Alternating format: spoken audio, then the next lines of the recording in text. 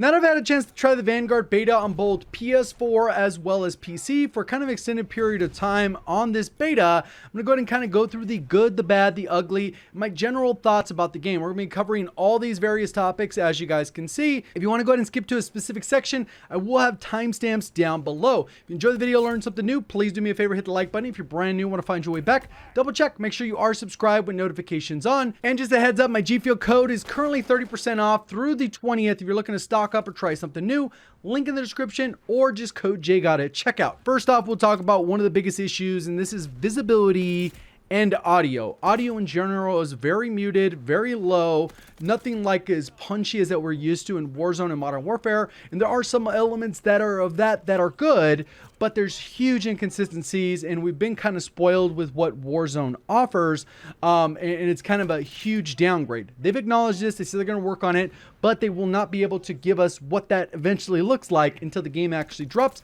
So I would avoid pre-ordering, or I would avoid buying the game in general until you see those changes, unless you're just one of those COD fanboy type people where you're going to buy it anyways, no big deal. I would hold off so you can at least see what that is before you go ahead and commit to it, because they can completely make it worse by flipping it the opposite direction, and we'll be in another situation until that gets tuned. Visibility. There are a ton of visibility issues within this Vanguard beta, especially if you're playing on PS4 or last gen consoles. I know Xbox had the brunt of it today. When I was kind of looking through Twitter, there was a lot of these clips where these broken visual bugs. I had visual bugs myself on PC, which make absolutely no sense, but they are in the game, and hopefully they get resolved over time, because bugs are a common thing. That's why we play the beta. Not that the whole game's going to change or anything like that. It's certain things that only happen when the game's under load. There's 14 people on each team, and they're doing certain things. They're using combinations and streaks and all these variables. Of course, things are expected to break,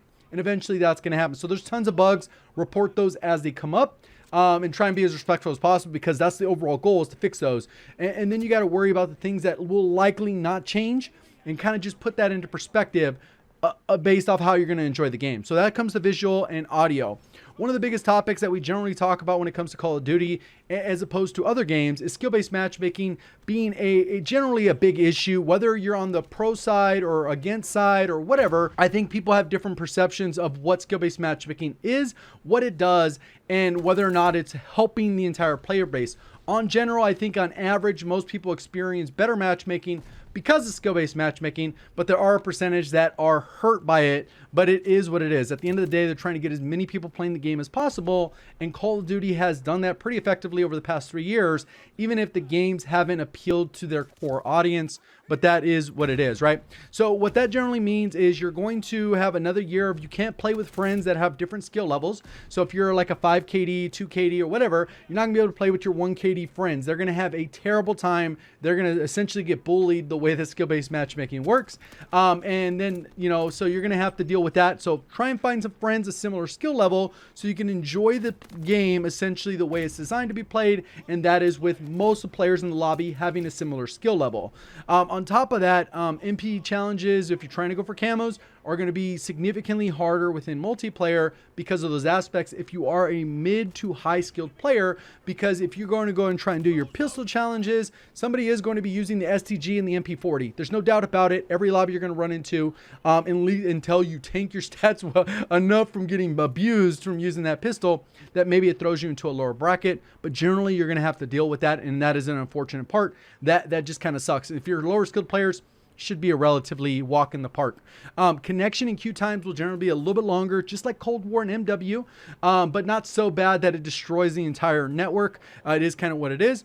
And unfortunately, because the skill-based matchmaking will be as strong as it is, it will be exploited by people that know how to exploit it. And there's a lot of content creators in that mix that are going to go for their gameplays for entertainment. It is what it is. They've been doing it for the past 3 years. That is not changing, I promise you. That's going to bring us into the philosophy of the game. Personally, I'm against the philosophy, which is to have as low a skill gap as possible. And they've brought back several elements from Modern Warfare. One of the biggest things that contributes to a low skill gap is a low TTK, a very fast TTK, because that requires less accuracy. If I have poor recoil management, but I can get on target because aim assist helps or whatever, fire a couple shots, I get a kill because aim assist is strong enough, but then I don't need to hit them like 5 times. I can hit him twice and I can get a kill. And that is designed specifically that way so that lower skilled players can get kills on higher skilled players, and that's just on averages. Obviously, the good player is going to tend to stomp on the lower skilled player on average, but with the higher TTK, that would happen less often because there would be a gap that's been closed up a little bit. So we've seen that, and we haven't even seen the overpowered combinations that will happen as a result of this Gunsmith, which we'll get to a little bit later. And just the concept that was given is a lot like hardcore game modes where it's like one bullet. Essentially, you've made it so that whoever sees each other first, that's who gets the kill, and that's it. And that's the whole theory behind having a low TTK, so that lower skilled players can benefit from this, and this has been explained by devs in the past. So this philosophy isn't new, and it's not going anywhere because it drives the casual audience to come play the game because they feel like they got a chance. And if casuals are playing the game, they're going to buy blueprints, which a lot of design decisions are about money. At the end of the day, regardless of what you think, it is about money driving revenue for Activision, regardless of what the studio wants. The other part that they've included in this is a high flinch mechanic, which generally the flinch is going to be high when you're getting shot. And then on top of that, you're also going to have a high headshot multiplier. So what happens is if you shoot somebody in the chest and then they shoot second, but they flinched up to your head, now they're going to kill you in 2 shots instead of 3, and you're killing them in 3 because you shot the chest. And eventually what ends up happening is you get 2 bulleted, they get 3. So even though you shot first, you end up dying because the flinch kicked the person's head to your head, which creates another imbalance, but that's purposely designed. So you just got to deal with that. They replaced the standard mini map just like MW, but now you are able to run a perk, which is kind of a crutch perk, which puts better players at a disadvantage if they want to run that specific perk because they understand how to use a mini map to its maximum effectiveness. I think people oversimplify what the minimap is. If you don't understand the ins and outs of it, you're missing out incredibly. And then we got the mounting mechanic. Obviously, mounting is always going to be an issue in these games. They've lowered the skill gap. If recoil is too hard for you, just post up, mount up, and you will be rewarded with better accuracy in a low TTK game. And you're not going to get any of those issues like sprint to fire time, tactical sprint to fire, aim down sight. You are mounted. If you see somebody, they're dead pretty quickly. So that kind of closes the skill gap. And then they put in a bunch of slow animations. You throwing your box, you getting your ammo from your box, you throwing a nade. Everything has been slowed down to make it so that if somebody is decent, if they're going to have to react, it's too late. The person who's already standing still, aiming down sight, playing a little bit more passive, will get the kill more often than not. Just because of the way the imbalance works, they'll be able to kill you before you can actually change that animation. And that's all built into that. That leads to limited play styles, in my opinion. So I think the overall gameplay loop is a little bit backwards, and it makes it a little bit hard to actually play the way you want. And I'll explain that. So passive and campy playstyle will dominate because of the TTK and the combination of sprint to fire. They've have a pretty fast TTK, very similar to MW, slightly slower, but still incredibly fast. And then they have a sprint to fire time that is ridiculously slow, so that if you get sprinting at any time, you are likely going to lose a gunfight versus someone who's not sprinting, just inherently. So that's going to drive more players to walk instead of run, which kind of defeats the points of having these features that aren't balanced properly so that you can manage to do both. It's just one will be superior. Hands down, you have the advantage if you're walking over running. On top of that, the aggressive playstyle will still be doable. You'll be able to push spawns. There's going to be clips like where you're going to be able to go in, get some nice little feeds. You know, you reload, get back into it because the TTK is pretty low. So you'll be able to get into the action, get multiple people dead, get a nice feed, and then you'll get spawn trapped for the next 10 minutes because you can't really break out of that because you can't sprint. You're gonna have to walk ADSing. Like, the aggressive play style will be doable, but it will be very inconsistent. It will be very dependent on how good the players you're going up against, which again is going to be rough because of skill-based matchmaking will likely throw you with people that are at least relatively close to the above average skill level. And the switch to kill streaks over score streaks de-incentivizes anyone to play the objective. There's literally no reason to stand on the hard point or the patrol point point or capture dump flags other than to win the match. But what ends up happening is if they don't have any reason to do that, at least until maybe they add a perk like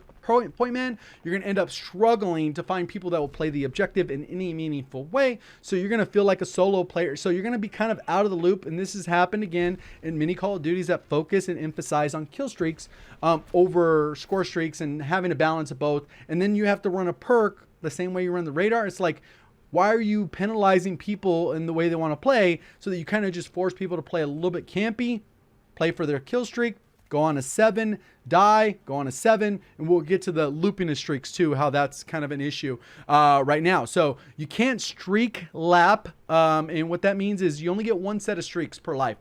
So if you have a 3, a 4, and a 5, as soon as you go on a 5 streak, you might as well die and restart over. You might as well die and restart over every single time you get that streak. If you have a 10 kill streak, you get up to a 10, and you get dogs, call them in, die, restart that pattern.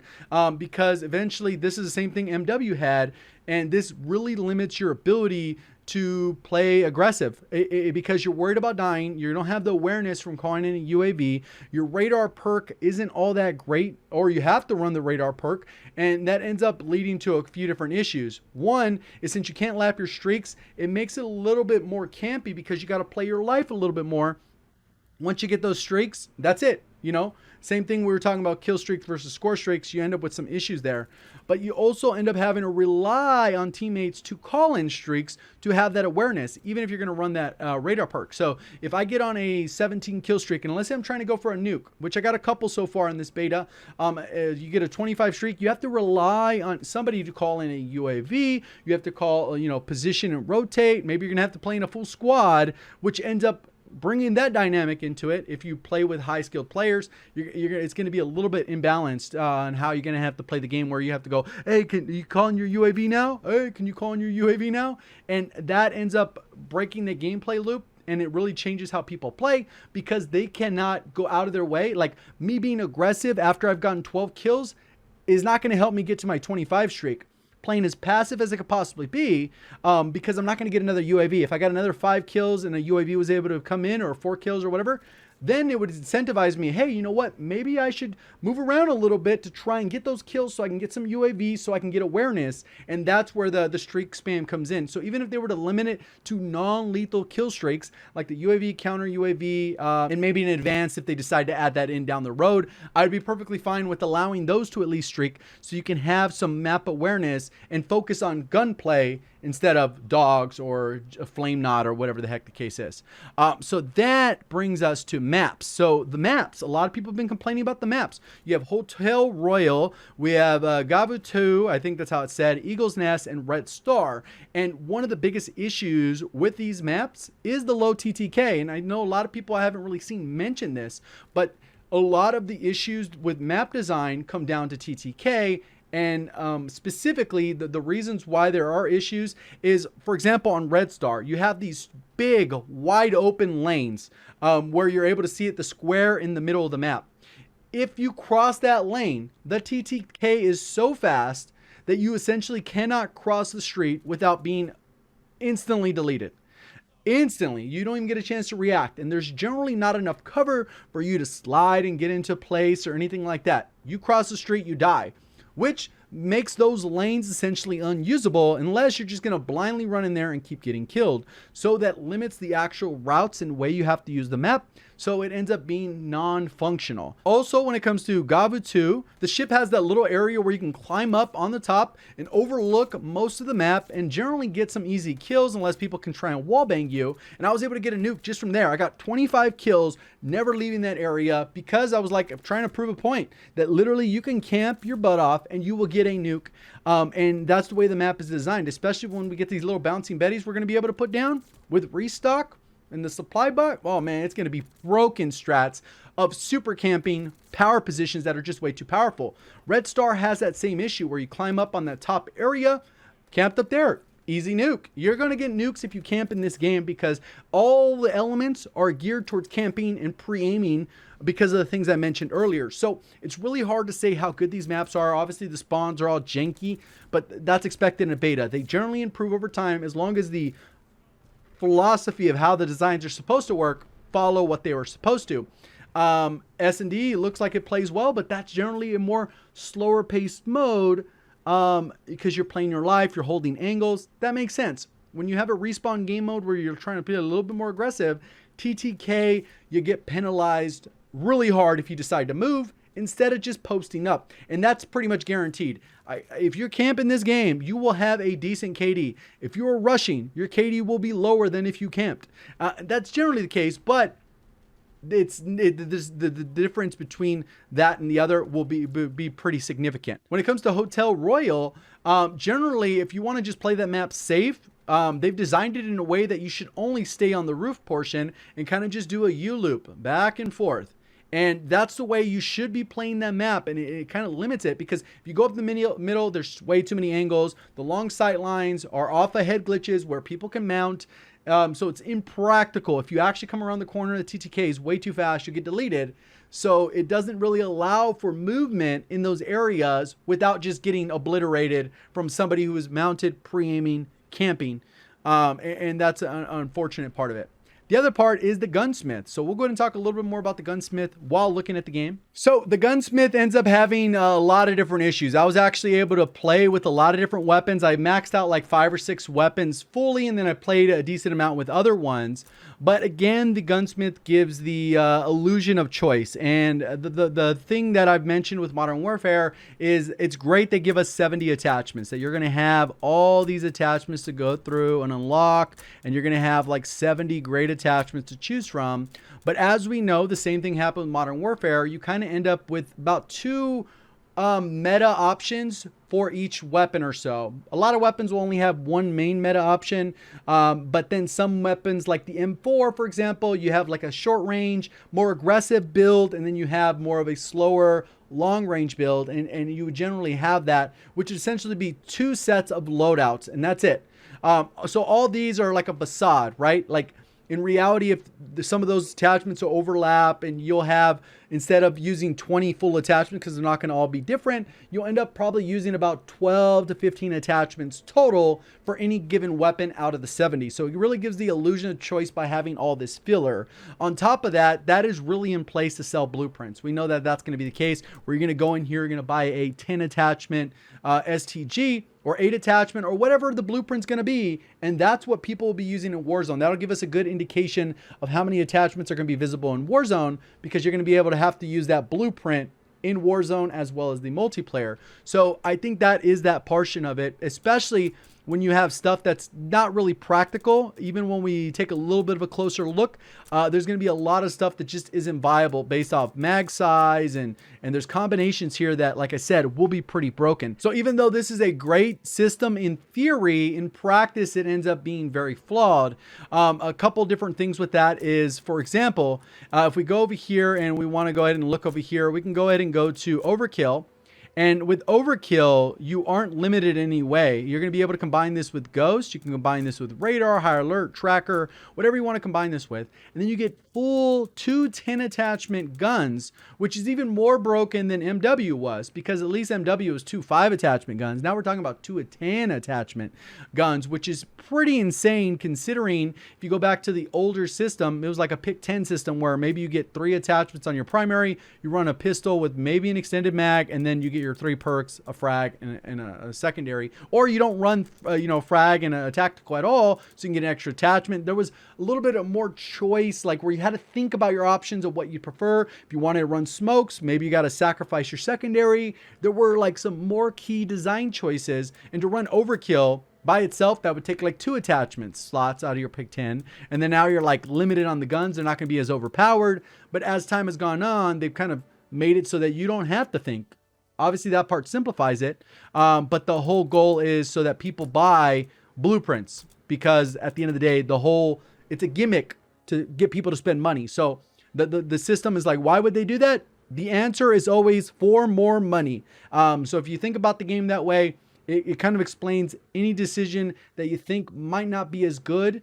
It's just for money to drive business for casuals. And I think this overly complicates it because at the end of the day, like I said, we'll end up going into a meta where, hey, this is the build for this, and maybe you just change out the optic or the reticle, and then if you want to use it a different way, this is the build for it. And then pretty much we'll have the two builds, and that's essentially what's happened within Modern Warfare and within Cold War when it comes to Warzone. And especially, we haven't even gotten a chance to see some of these broken combinations. Like right here, you get Hollow Point, which makes it so your extremities don't do less damage. Usually for most of the Modern Warfare guns, you have your base damage, and then if you do the limbs, it does 10% less damage. But this will make it so you don't do 10% less damage. And then this one right here, Focus or Vital, will make it so that maybe your neck multiplier is larger to the chest, so you get a head damage to the chest.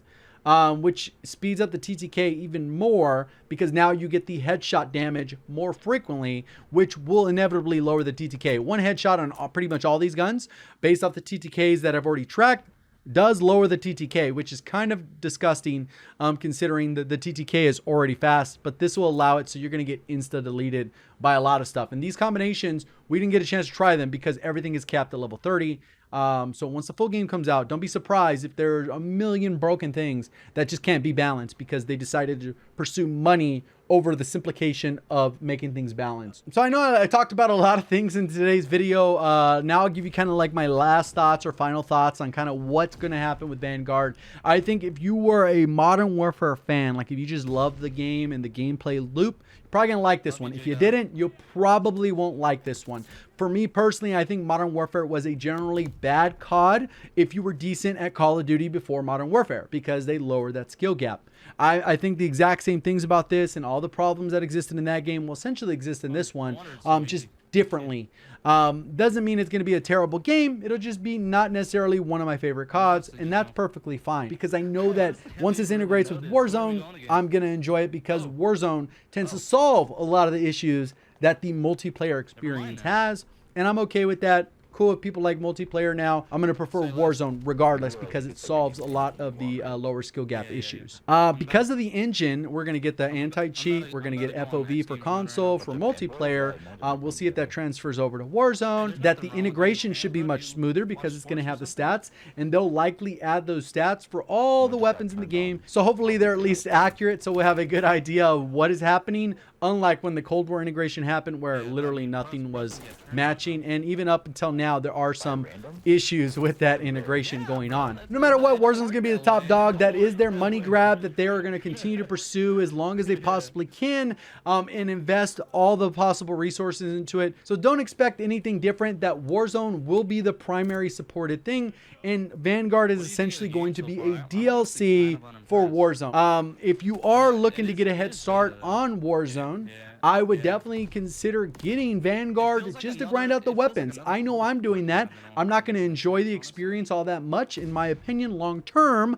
But I'm going to grind out all the levels. I'm going to do the camo grind. If zombies is cool, I might go for that zombies camo. You're going to have about 3 weeks to grind out the game, max it out, figure out the stuff so that when the integration does happen, you'll be good to go and have everything set up. So those are my thoughts on Vanguard. I know some of you will agree and some of you won't, and that's perfectly fine. Hopefully you did enjoy the video, learn something new. If you did, please do me a favor, hit the like button. If you're brand new, want to find your way back, double check, make sure you are subscribed with notifications on. Reminder, Gfuel is 30% off if you use my code or link in the other top of the description. Appreciate all the support on the content. Thank you for watching. As always, have a great day.